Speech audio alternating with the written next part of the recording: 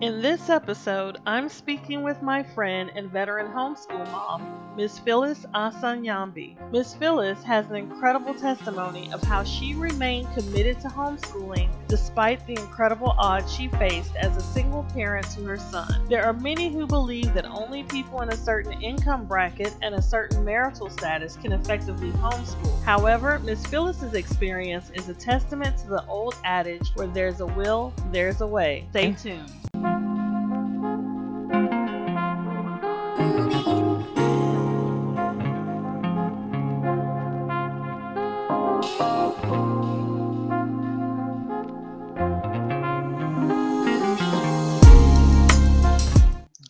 What's up, homeschoolers? Today I have with me veteran fellow homeschooling mom, Miss Phyllis Asanyanbi. I am so glad to have her here. She has an amazing story, and I hope that her journey, homeschool journey, will encourage you that no matter whether you're a single parent or what socioeconomic status you have, if you have a will to homeschool, there is a way. So, just to share a little bit about Miss Phyllis, she is an independent educator, writer, thinker, lifelong student, and global citizen.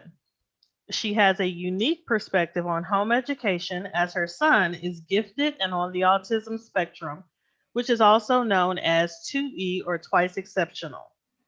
Miss Phyllis is the admin of African American Single Parent Homeschoolers, which is a Facebook group for single Black homeschooling parents.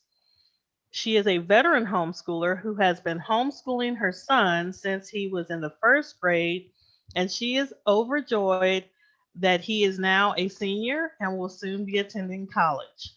Miss Phyllis also has a bachelor's degree in education with a concentration in teaching English to speakers of other languages. She now teaches students English online. Okay, and so I will put her contact information in the description links below in case you want to contact her with questions.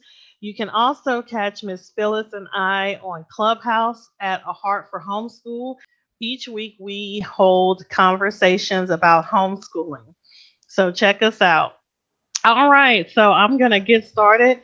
I'm not going to do a whole lot of talking because I Okay. want this awesome homeschool journey that you have embarked on and almost finished to get out. So I'll start with why or what drove you to decide that you wanted to homeschool your son? Well, for me, it wasn't a matter of having had research. I hadn't researched homeschooling, never had really thought about homeschooling, but I did have a desire to be a stay-at-home mom because I just always felt that that was is the best for children, or would be the best for my child in particular.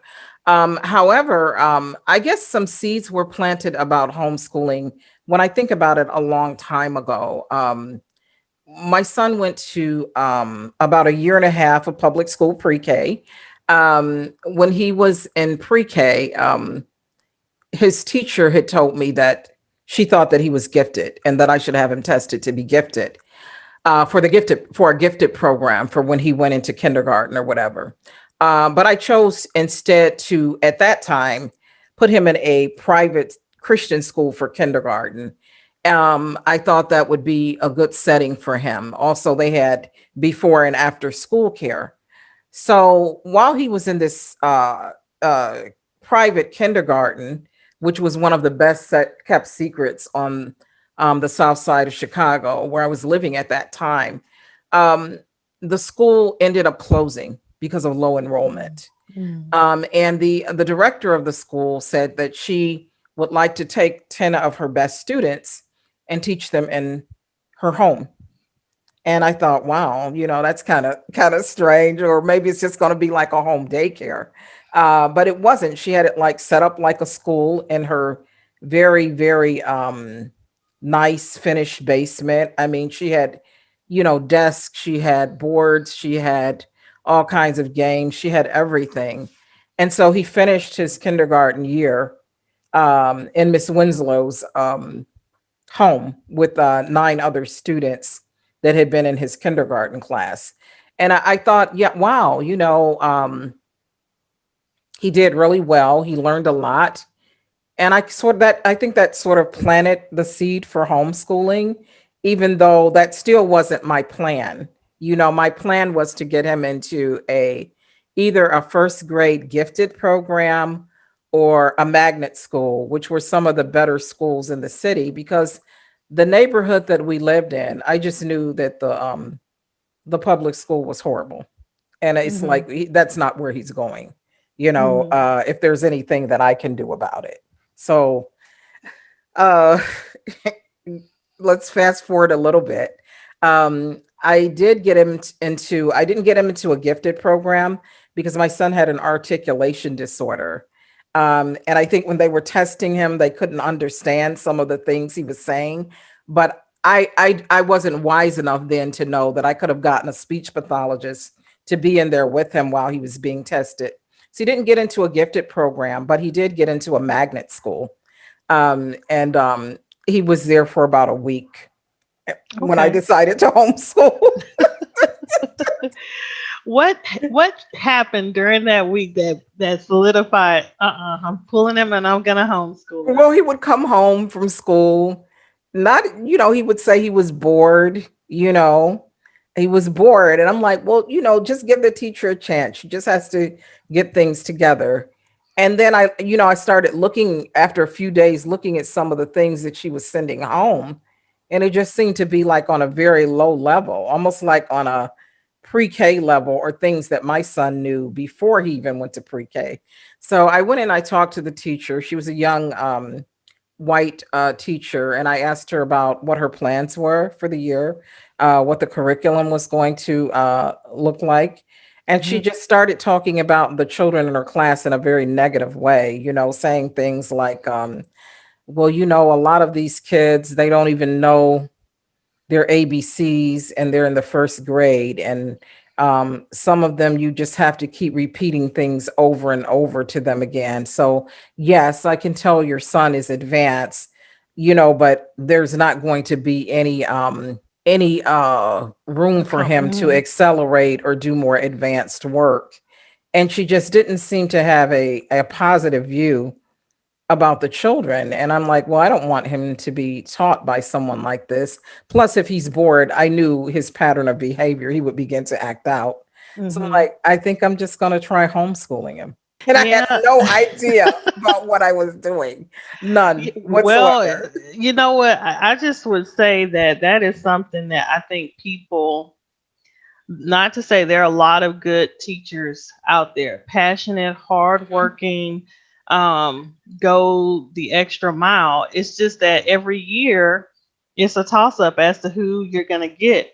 And the thing is that what you said resonates with me because teachers can put on the face, right? But Hmm. it's Hmm. what is said behind closed doors that can really, you don't always know what is said behind closed doors or how they feel about their students, but you're basically stuck and hoping for the best. And then she told you that essentially your child is advanced, but good luck if he's in my class because he's only going to go, or I'm only going to go as fast as my slowest student, so to speak. Go ahead. Yeah, I was gonna say, and pre-kindergarten, his teacher was pretty lenient. She would let him finish his work, and he would go around helping the other kids do their stuff. And she just looked at it like, this is what I have to do to keep him from acting out. So if he is given like sort of like a leadership role, or a helping role, then this will help him to contain himself, because he had a lot of problems with just sitting, and being bored. And so do I to this very day. So, So do a lot of I mean, a students. 4 or 5 year old, what do you expect? Right. Hmm. His kindergarten teacher was more, I would say she had a more controlled classroom, but she still would allow him to do things like to help if he finished his work early, and the other kids were working on stuff, she would get the assistant to like, well, can you come help me do this or that? And that would help him to maintain a level of control.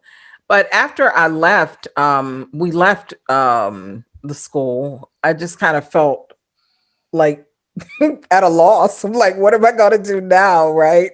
Um, I didn't have a lot of money. I had recently started working from home. Um, but I was like, I have enough to get some kind of curriculum or whatever, but I really didn't know where to start. And so I started doing research. I'd say for the first couple of weeks or so, I went to the Dollar Tree store and bought workbooks and little books and went to the library. And I'm like, until I can figure out this curriculum thing. Hmm. That's not And a bad thing. yeah, I was like, we'll just review the things that he learned last year and might not have retained over the summer. Hmm. And then then we can really start. And this was around I don't know, late September, early October.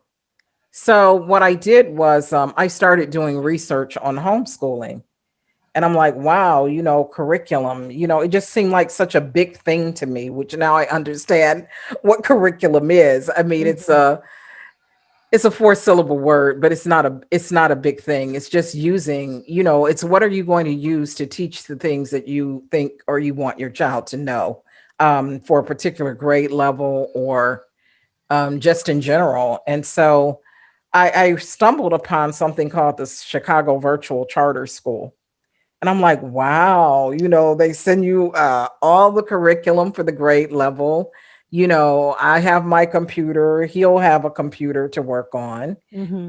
And so want to interfere with my work that I did from home. And so I started off with that, and that was short-lived also.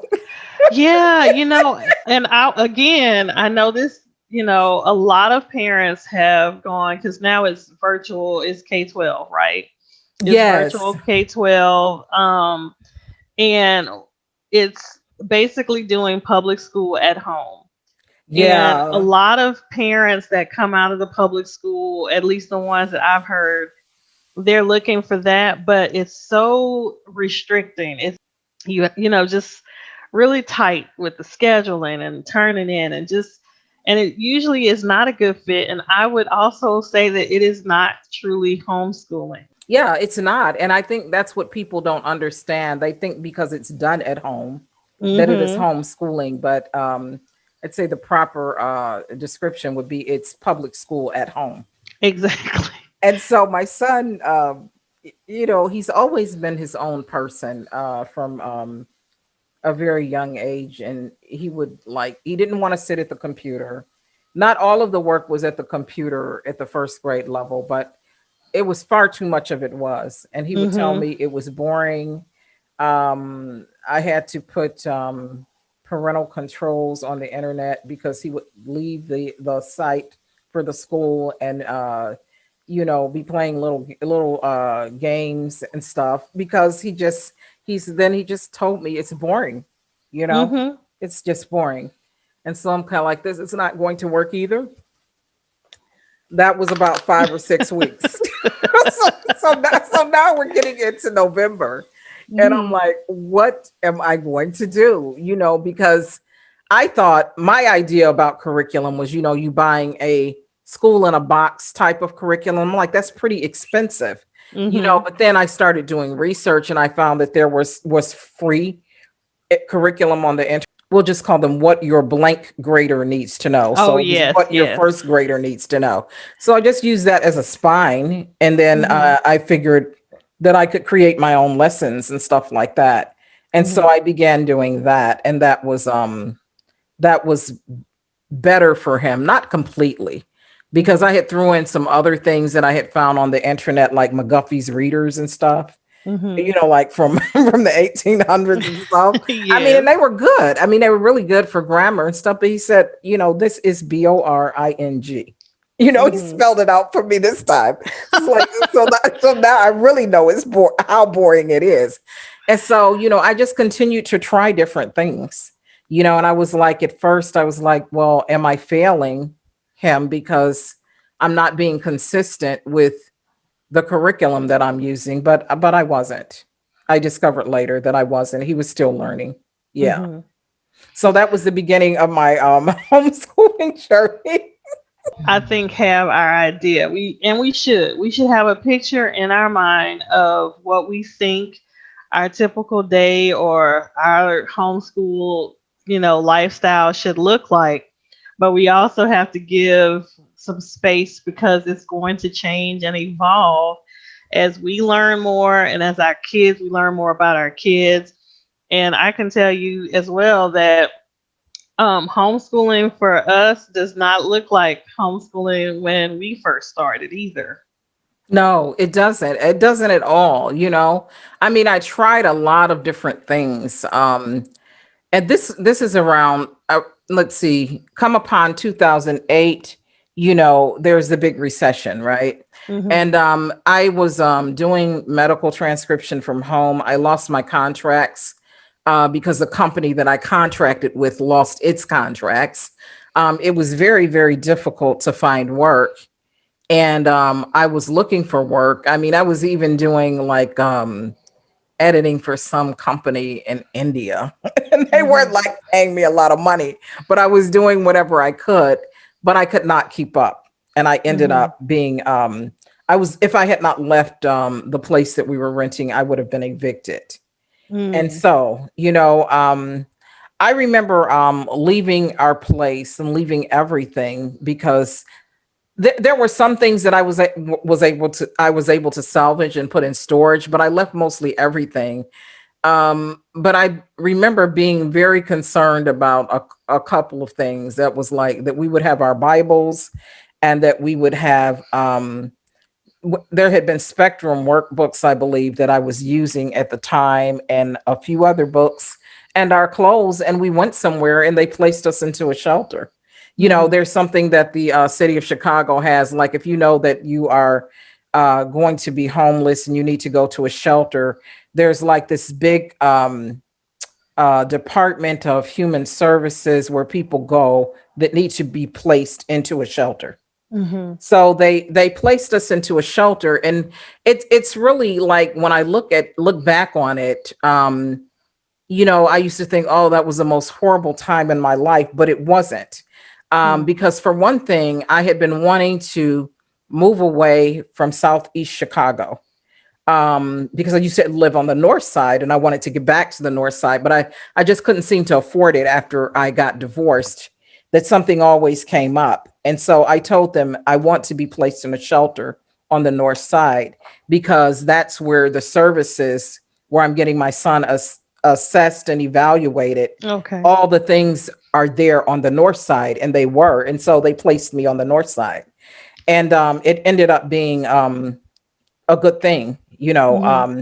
and so we're at a shelter. It's a very, very uh disconcerting environment if you've never been in one before.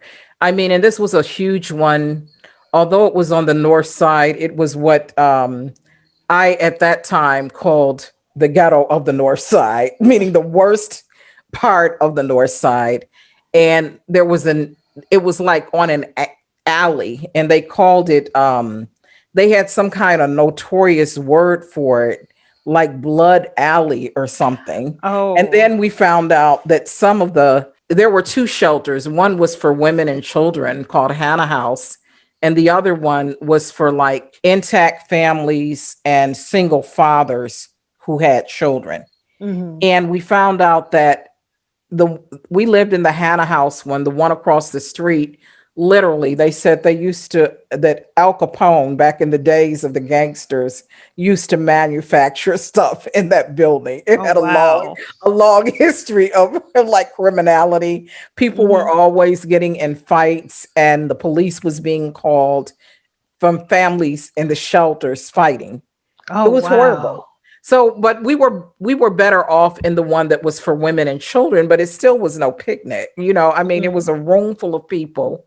There were bunk beds. For example, like me having an only child, I would be on the bottom and he would be at the top, but they gave us two bunk beds because my son was known to like fall out of bed and stuff. So they just gave us two next to each other. Mm-hmm. I mean, it just was not a very good place to have a child because your kid is hearing all kind of language, all kinds of music. I remember getting I was like, if they ever play All the Single Ladies again, I'm gonna scream because I was like hearing it every day. Not like that it was a horrible song, but it was just like I don't have um control over what my child is seeing and hearing.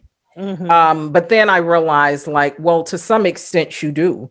So, I kind of just like turned it into a routine. Like every morning we would get up early. I would always go to the bathroom with him, always go to the shower with him, never let him do these things alone, even though he was like, at the time, I think he was 8. And so then we would get dressed, go to breakfast, and start our day. And I would make a routine to it. I'm still going to. I told them I was homeschooling.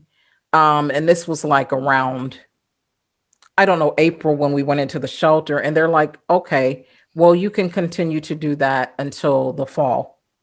And you will have to put him in school while you go look for a job. But the Mm-hmm. summer's almost here, you know, um, go ahead and continue with what you're doing.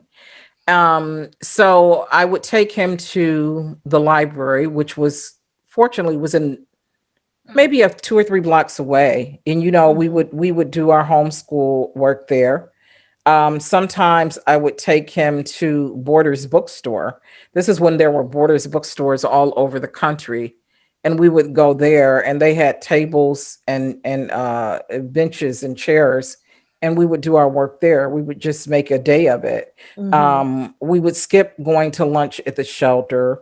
I would get something from a store, like a cold sandwich, Mm-hmm. something to drink, Mm-hmm. piece of fruit, eat lunch, go back to doing our work, and then go home in the evening. And Hmm. so then most of the day we would not have to be there. Right. Yeah. Wow. And this is where, I mean, I'm blown away because you obviously had a very strong will and very determined to not only homeschool your son in this situation, but also to make sure that he had a reasonably healthy environment as much as you could. So, hearing just this part of your story, what do you want to say to those parents who say or who believe this myth that homeschooling is just for the wealthy or the upper middle class and it's expensive and I can't do it because, I don't have all of the money to do it? Well, I would say that, a lot of with homeschooling, it takes a commitment, you know, and for me, like my son was diagnosed, I think the day before we went into the shelter. He was diagnosed with Asperger's syndrome, which is, that term isn't used much anymore. It's a form of autism. Right. And so I was like, I just knew that with all the symptoms he had displayed and so forth, that I just believed firmly that homeschooling was the best thing for him. It was the way that he would be able to thrive. It's the way that he wouldn't be bullied, because that had happened in school settings and in other types of settings where he was with kids because they didn't understand him. And I just believe that it's a matter of commitment, and it's a matter of deciding that this is what you want to do if you believe that it's the best thing from your child. I hear a lot of black parents and some other parents too who talk about divesting from the public school system. And I'm like, well, if you divest, where are you going to send your child? Are you going to send them to private school? It might be better. It might not be better. It depends on what you can afford. Sometimes it boils down to what you can afford, how good something is. Oh, yes. Not always, but sometimes this is true. We know this about life, like people say you get what you pay for. Hmm. Or, if you believe that homeschooling is the best way for you to divest, then you will find a way to make it happen. I truly Mhm. believe that. The old adage that where there's a will, there's a way. I think that people sometimes don't think outside of the box. I mean, I could have thought, well, how am I going to homeschool my child here in this shelter where, some of them are acting violent, they're cursing out their kids, they're beating them when staff is not around. I mean, they're Mhm. doing all kinds of things. How am I going to homeschool here? Well, no, I mean, on that floor where I lived with all these other women and children, there was not a way that that could have happened. But, I thought about, well, let's scope the neighborhood, see what's around here. Half the time I didn't even have a cell phone. I mean, I got some kind of like government cell phone that gave you like, I don't know how many minutes, but the minutes would run out very quickly. I'm like, well, let's just walk around the neighborhood and see what's around here. I discovered Borders. I Mhm. discovered a library, and I'm like, yep, that's it for me. It's those are two places where you can sit down and you can do whatever you want it. You can do whatever you want to do as far as homeschooling is concerned for hours. Mhm. And Yeah. so what's to keep me from doing it here? I'm not working. I couldn't look for work at the time because, I had no childcare for him, Mhm. and they didn't provide that there. And that's why Mhm. they had told me, well, you can wait until the fall. So I'm like, Mhm. okay, well, meanwhile, I'm going to teach him as much as I can. And Mhm. so that was just like my mindset. Fast forwarding to, I guess, around the fall, did you have to end up putting your son back in public school or? I did. And I tried to make they said, well, while he's in school, you can be looking for a job. And of course, I needed a job because I needed a place to stay. So I'm like, okay. I found out they told me where the nearest school was. In May, I went to make preparations for the next year. I talked to the school counselor. I talked to the principal of the school.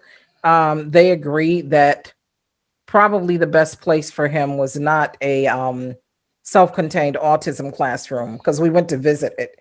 And my Mhm. son said, it's really cool in here. I like these kids. He's just like it's hilarious. He's like, the only thing I don't understand is why they're learning their ABCs and TikTok glows the clock. He's Mm. like, I learned that in before pre-K. He always had a Mm. very good memory. And he said, so I don't think this is the class for me. Right. I'm like, okay. And so they said, well, the other option, you can have him in a general ed classroom. We'll provide paraprofessional support, one-on-one support for his social, emotional, and for his, just navigating being around the other kids.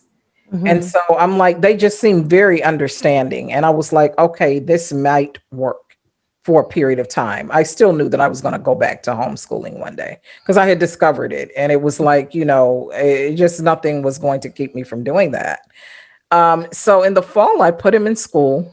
I skipped a part. Okay. We went back to the school in the fall. There was a new principal Oh and there no. was a new school counselor.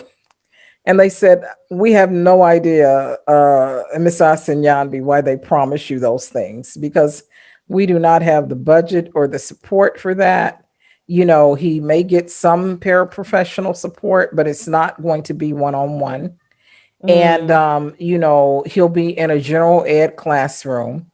And that's the way that it is, basically. I had so much to learn about IEPs and, Mhm.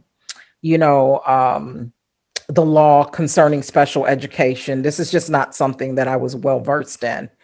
And so almost from day one, there were issues. Mm. I was always being called up to the school about something. It might be something that my son said, Mhm. which at that time he had no filter. Really didn't understand about things that you could say that would hurt people's feelings. Things just came out bluntly. I mean, people who have autism, their brain functions differently from other people's, and they don't communicate in the way that other people do. And they're sometimes known for being blunt. And of course, people think they're being purposely hurtful, but they're Mhm. not. There were just so many problems. I was at the school almost every day. So I decided that what I would do, they had a parent room at the school, is I would use their computers to look Mm-hmm. for jobs and stuff. And that I would actually be at the school. And sometimes I got to see things that happened Mm-hmm. with my son. Like I could just be sitting there, like in the parent room, looking out the window, and I see my son out there on the playground with no paraprofessional support. The Mm-hmm. playground is one of the worst places that kids who have some kind of challenge, not just autism, get bullied or Mm-hmm. get treated badly. It's Mm-hmm. just because it's kind of like a free for all in a Mm-hmm. sense where there's supervision, but not close supervision. Right. And so, I would see things and I would bring them to the Their attention attention. of the people at Mm-hmm. the school. I then it got to a point where my son's teacher developed an antagonistic relationship with me. I mean, she literally, there was a parent who ran the parent room. They got paid, like, I don't know, they were paid a minimal amount of money, but they were there like 5 days a week. And this parent who ran the parent room told me, "Oh, your son's teacher said, I'm telling you this in confidence, but your son's teacher said to me confidentially, watch out for what Miss Asanyanbi is doing because she's always trying to start trouble about these IEPs." Really? Yeah, Really? I was like in shock. Yeah. And I'm like, this is unbelievable. So, meanwhile, there are complaints about what my son is doing, no academic complaints. And that's how I knew that the homeschooling was working because when he started, they tested him and he tested like way above average with his like English language art skills. And he tested just above average with math, which was a difficult subject for him. So I'm Mm-hmm. like, oh wow, it did work, so that inspired me more, it motivated me more, but I Plus didn't the like. fact if you're constantly having to be at the school to help manage behavior and to manage, ensuring that your child is, being looked after based on his IEP, you might as well do it yourself, right? Right, but I'm like, I do need a job though, I Mm-hmm. mean, I need to get us out of this dilemma that we're in. And I talked to the people they had counselors for you at the shelter and stuff. I talked to them and they said, well, you know what? Oh, my son came to me and told me that a girl in the shelter who was around his age, by the way, who I knew had been sexually abused, propositioned him Mm. at school. And when I say proposition, Right. I'm No, talking we. about in the Mm-hmm. adult way. Right. And some other incident had happened. It was just like kind of like the final straw. And he told me, I don't like being at this school. He said, there's always something wrong. They're always saying I'm doing something wrong. Meanwhile, I'm still taking my son to therapies and all of this, after Mm-hmm. school hours and after school and all of this stuff. So talk to the people at the shelter and they said, well, we're going to find a way to help you, get a place. And you just bring your son back and you keep Mm-hmm. homeschooling him. And they gave me their blessing. Wow. You That's know, wonderful. yeah, it was. It was just like, to me, I never would have dreamed that that would have been something that could happen. And so, that's what I did. I mean, and we were in the shelter for quite a long time, for various reasons. It's very hard to, once you are in that system, it is very difficult to get out. And Mm. most people I don't think would understand that because first of all, if you have a child who is some people would say who has a disability or a challenge, it's not the normal type of parenting. And from my experience, I've seen where often people who do have to work, even though they know things are not going well for their child at school and in these different settings, they'll Mm-hmm. just let them go because they feel like there's nothing else I can do. And that has been in the news lately. Yeah. And yeah, kids 8 years old and younger, some of Hmm. them, Hmm. pleading with their parents, that they are being bullied, that they are absolutely miserable. They're suffering. The parents see it. I don't even, my kids are like fearful of even talking about death, but these kids are telling their parents they don't want to live anymore. And there's been in the news that some of them have committed suicide. And it's like, at what point do we say, I have to make some kind of sacrifice for my child's well-being? Mhm. Mhm. I think sometimes we don't necessarily believe maybe that our kids are suffering to that extent and that they would go through with something like that, but you don't want to discover on the back end that they really are serious to that point, because at that once that happens, it's too late. Right. And I read and heard about kids doing just that, threatening and other kids cyberbullying, telling them to kill themselves. And some kids actually did, Mm, I mean, and they weren't that old. mm-mm, But I was like, I have to get out of this dilemma. To be honest with you, it took almost 3 years for me to become stable. This wonderful agency did pay for me to get placed into an apartment. It was that I was there for like about 3 months and discovered that they had a bed bug infestation in mm, the apartment. I had to move out into mm, another shelter. mm, It just was like this cycle. And there was another point at which I had to put my son in school, because the shelter said your kids have to go to school. It doesn't mm, matter, what you're doing, what you're not doing, what kind of disability they have. This is what's happening now. mm, And so I was like, I put him in school and prayed for the best. You know, mm, Within 2 months, I mean, my son was threatening suicide. mm, He told me he couldn't go back. He wasn't going to go back. He ended up at some point in a um a children's psych ward. mm, And I'm like, I gotta find a way to make this thing work. And so eventually, we did become stable.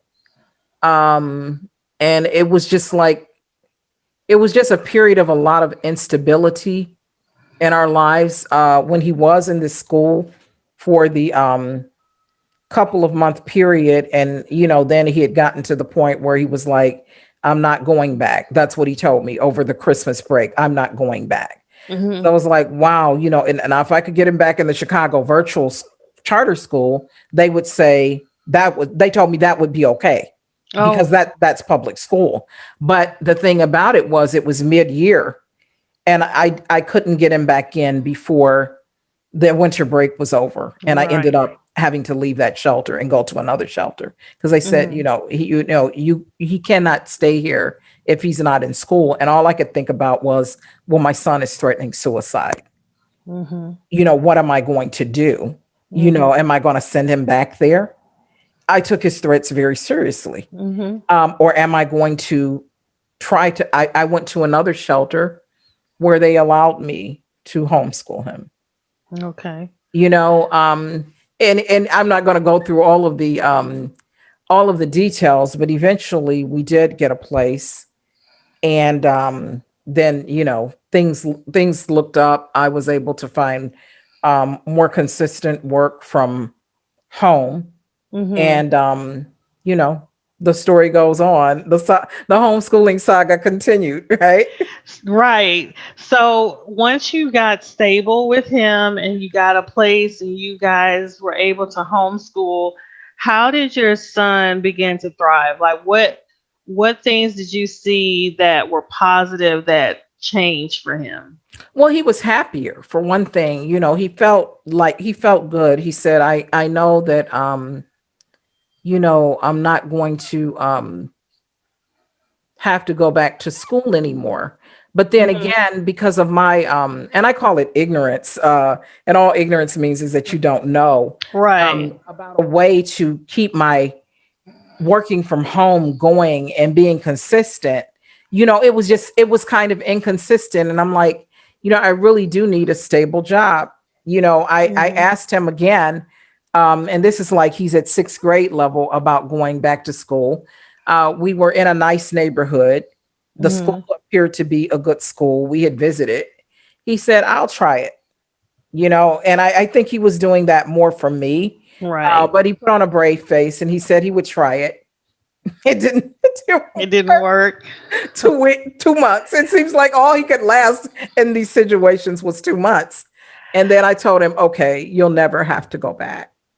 Yeah, I mean, I think once our kids see the difference, like my oldest two daughters, and I'm not saying this is for everyone, but I Mhm. know for my two daughters, I pulled them in the third and the fifth grade. And they I've constantly asked them just to query them to make sure that, they're not, hating homeschooling. I asked them, you always have public school as an option because sometimes kids maybe grow and change and whatnot. Although my husband has been consistent, like, hey, we'll make, No. yeah, and No that has public helped school. me, right?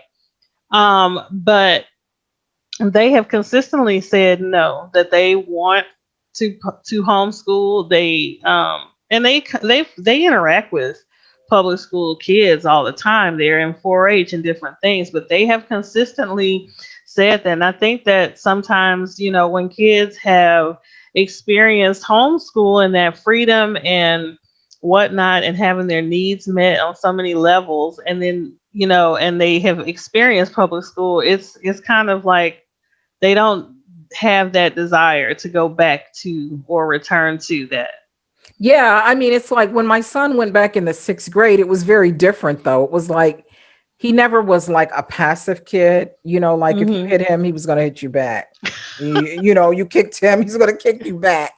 And so that was just like kind of he just was not like the kind of kid that would be, you could bully and drag through the playground and he's just Hmm. going to like let you do it. Okay. And so then it became an issue of like, well, I saw, him hitting this other kid, but you didn't see the kid hit There's him no first when context. your back was turned. Right. Right. And so, it was like I remember picking him up from school, and him saying, I went to the school one day. I was like walking. I'd been out looking for jobs in the neighborhood, actually like physically putting in applications or whatever. And it just came to me, stop by the school. It just like in Hmm. my head, that's what I That was heard. the And Holy Spirit. right, it Okay. was the Holy Spirit. And so I went to the school and a lady who was like, she was like a big volunteer at the school and her children went to the school. She said, you need to come up to the school more often. Hmm. And she said, your son is in the principal's office crying. And I Hmm. said, do you know what happened? And she said, some boy said that your son hit him or something, but your son said that the boy had hit him. And yeah, he did hit him. And she said, just go in there. So I went in there, and the principal, my son is sitting there crying silently because that's how, he's never going to like boo hoo hoo. Hmm. And the principal had tried to get him to admit to um, hitting or starting something with this boy. And my son refused to do it Because that's not the truth. because he said he didn't start it. And Hmm. I mean, it was just like he was so upset. I talked to her and she's like, well, we just know, this student, I guess they had been at the school since they were in pre-K, and we know that this is not his character. Hmm. Of course, my son had just started in sixth grade, but Hmm. kids change, kids do Right. things. Hmm. And I'm like, this is just crazy. Once again, came back home, and then we never tried it again. We never tried. Yeah. I think we did try the virtual school again, but he told me, Ma, just like I'm in seventh grade now, just like when I was in first grade, he said it's still boring. Mm. you know. And so we just continued on. Well, and so, that's something else that's a whole nother topic, but there, statistically speaking, black boys and black children are penalized more also Oh yeah. within the public school system. They're labeled, they're penalized, and punished harsher. And the numbers on black girls are increasing or has increased over time. So it's not as though I mean, these are serious things that you also have to consider. Do you Hmm. want your child labeled? Do you want your child being reprimanded more harshly? Do you want your child constantly, battling against, not just other kids, but sometimes the faculty or the administrators and whatnot? So fast forward now, your son is how old? My son is 21, and Okay. in most states, kids who have some type of disability or challenge, they have longer to finish high school. And so Mm-hmm. I applied that to our homeschool also, because different things happen. And I always tell people, you can commit to do something, but some things happen. I got sick, Mm-hmm.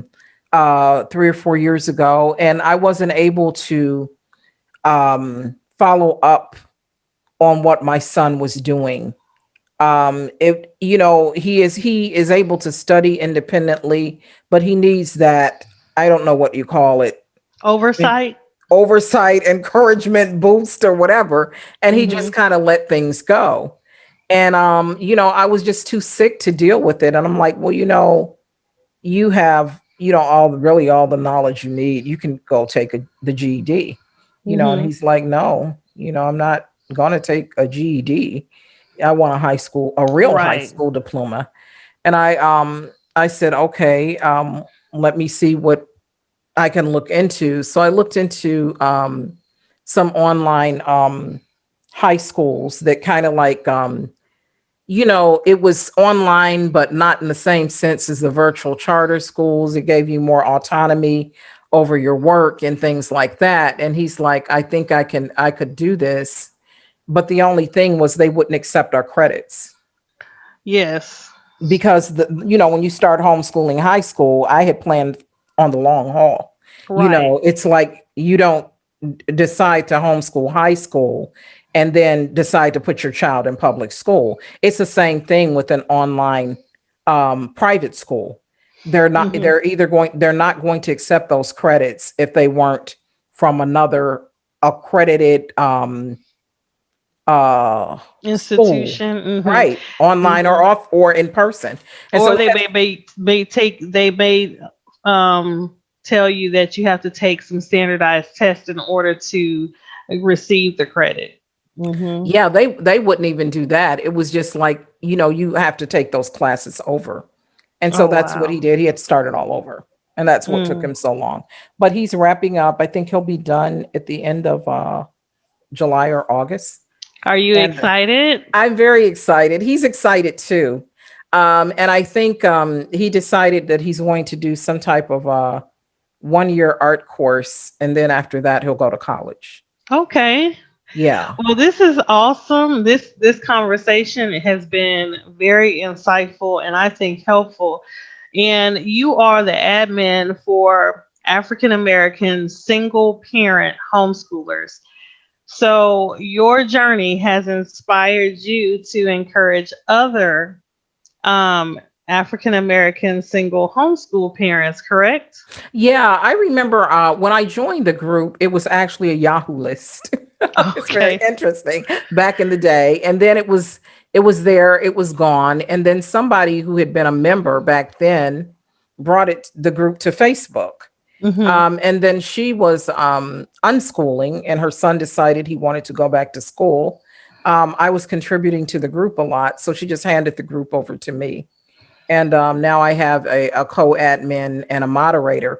And it's interesting now. It's seemingly that the single parents are a lot more savvy about working from home, Hmm. about doing shift work, about using, family and other resources that support them in their homeschooling. And some of them are very, very some of them are well educated. I wasn't when I started homeschooling. I got my college degree during the time that I was homeschooling my son. In fact, there's one single parent in the group who makes, like, I know of one, there may be more, who makes like six figures. Hmm.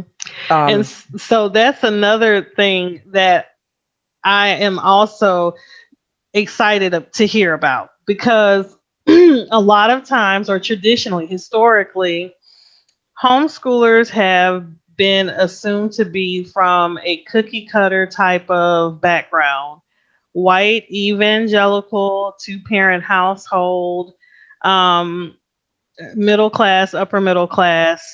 Not, you know, but especially the two parent household. mhm. But times are changing. So that's no longer the case. And so your story is also a testament to the fact that you can homeschool as a single parent and that there are a number of minority as well as people from various backgrounds now that are single parents that are working and homeschooling their children. Yes, and even parents who are not single parents, who some parents I know of who they work and their spouse work. They may work Mhm. different shifts so they can Mhm. homeschool their child. And people always forget, like in most states, they're not requiring you to homeschool during specific hours. Right. Doesn't mean you can't do work on the weekends, in the Mhm. evenings, that kind of thing. It requires a thinking out of the side of the box and a commitment, Mhm. and there were at points in which my commitment wavered, but it didn't fail, because even during the times when I did put my son in school briefly. I remember third grade it was 2 months, fifth grade it was 2 months, sixth grade it was 2 months, and seventh grade I went back to the virtual charter school for about a month. So I would say like that totals up to about, I don't know, a good 7 or 8 months. I still was always in the back of my mind was, how do I get back to homeschooling? And then when I finally decided no more, putting him in school, no matter what, you're just gonna have to find a way to make it work, because Mhm. that's not good for him either. Sometimes the situation was taken out of my hands, but I was always thinking of a way to get back to homeschooling on Mhm. a permanent basis. And I know now things that I didn't know then. And if I had known those things, I could have been consistent with my working at home. I just didn't have the knowledge that I do now. So, I Mhm. always try to pass that knowledge and information on to other people. So many ways to work from home now, if that's what you want to do. Right. Yeah. Well, thank you so much, Miss Phyllis. I just have one more question for you, if you can speak briefly to this. Mhm. But what kept you, I want you to share a little bit about what kept you through all of these difficulties and kept you pushing forward. Well, certainly, my faith, in God, and also the fact that when my son was going through those hard times, uh, mentally and emotionally, because of the environment of the schools he was in, I would always say, I want my son. It's not so much of I just wanted him to arrive at adulthood intact, Mhm. emotionally, mentally, and with his self-esteem intact. And Mhm. I shared that with him a few years ago. And he said, well, if that was your goal, you certainly did. You did that. You met that goal. Wow.